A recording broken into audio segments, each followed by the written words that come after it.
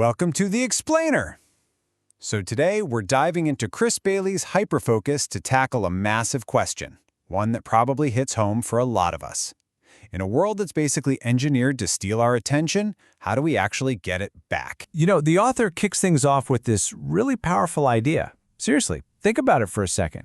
Everything you experience in life, your job, your friends, how happy you feel, it all comes through this one filter: what you're paying attention to.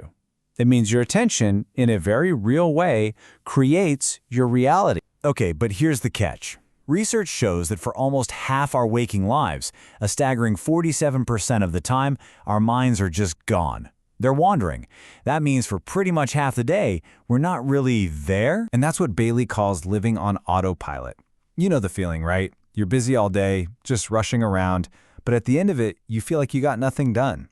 We're not acting, we're just reacting, pulled around by notifications, emails, and even our own random thoughts with zero real intention. And get this, the data is just wild. Research shows that when we're sitting at a computer, our attention span lasts, wait for it, 40 seconds. 40 seconds! That's it. We're getting derailed before we can even get into a groove. So how do we get off this hamster wheel? Well, first, we've got to figure out where our attention is actually going. Bailey splits all our tasks into 4 buckets. You've got your necessary work, productive but boring, like doing your taxes. Then there's unnecessary work, pointless and boring. Distracting work, that's the fun but unproductive stuff, like falling down a social media rabbit hole. And then the magic quadrant, purposeful work. This is the stuff that's engaging and actually moves the needle. The whole game is to live more in that top row. All right, so that leads us to the first part of the solution, learning how to master hyperfocus.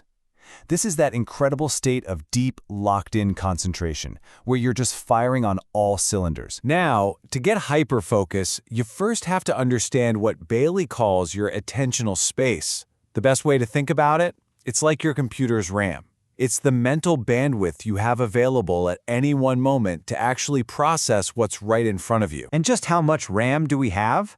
You might be surprised. Studies show we can only hold about 4 things in our head at once. And that's not 4 big projects, it's 4 little chunks of info.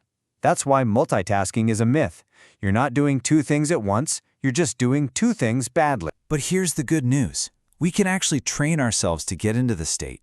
There are 4 steps. It sounds simple, but it takes practice. Step 1. Pick one and only one important thing to focus on. Step 2. Go nuclear on distractions. Close the tabs, silence the phone, put it in another room, for real. Step 3. Just focus on that one thing. And step 4, this is the most important one. When your mind wanders, and it will, you just gently guide it back. Think of it like a bicep curl for your brain. Okay. But this is where the whole idea gets really interesting.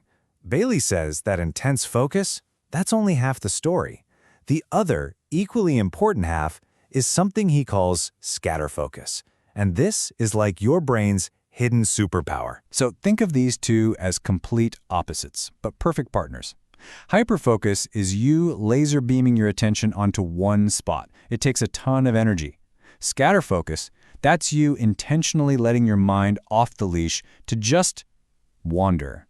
And no, it's not wasting time. It's actually where you recharge your batteries, do your best planning, and where your big creative ideas are born. And you can tap into the scatterfocus mode in a few ways.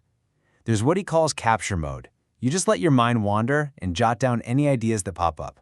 Then there's problem crunching mode. You kind of hold a problem lightly in your mind and just let your brain chew on it in the background. And maybe the best one is habitual mode. This happens when you're doing something simple, something you don't have to think about, like going for a walk or taking a shower. That's when the magic happens. To prove how powerful this is, Bailey actually did this crazy experiment. For a whole month, he forced himself to be painfully bored for an hour a day. We're talking reading the iTunes terms and conditions, counting strawberry seeds with tweezers. And what happened? His brain got so desperate for something interesting that it just started firing off new ideas and plans like crazy. It proved that boredom can be a launchpad for creativity. So this all leads to the big idea, the core takeaway of the whole book. Hyperfocus and scatterfocus aren't enemies, they're partners. And if you want to be both super productive and super creative, you absolutely have to get good at both. Let's put it this way. When you're deep in hyperfocus, you're reading a book, you're learning a skill, you're really listening to someone, what you're doing is collecting dots. You're just gathering up all the raw information, the facts, the data, and putting them into your brain. And then, when you shift gears into scatterfocus, that's when your brain starts connecting the dots. It gets the breathing room it needs to see the patterns, to form these new, surprising links between all that stuff you collected. That's where those aha moments come from. And Bailey has the perfect analogy for this. He says, scatterfocus is like running a disk defragmenter on your brain. You know, it takes all those fragmented little pieces of information and neatly organizes them. It clears out the junk so your brain can run way faster and smoother. So, when you boil it all down, managing your attention is really about creating a rhythm. It's a dance between these two incredible states of mind. By purposefully switching between the intensity of hyperfocus and the creative freedom of scatterfocus, you're the one back in the driver's seat. You get to decide what you give your energy to. It's about so much more than just getting more stuff done. It's about living a life that you actually choose, because your attention is, without a doubt, your most valuable asset. The only real question is, how are you going to invest it?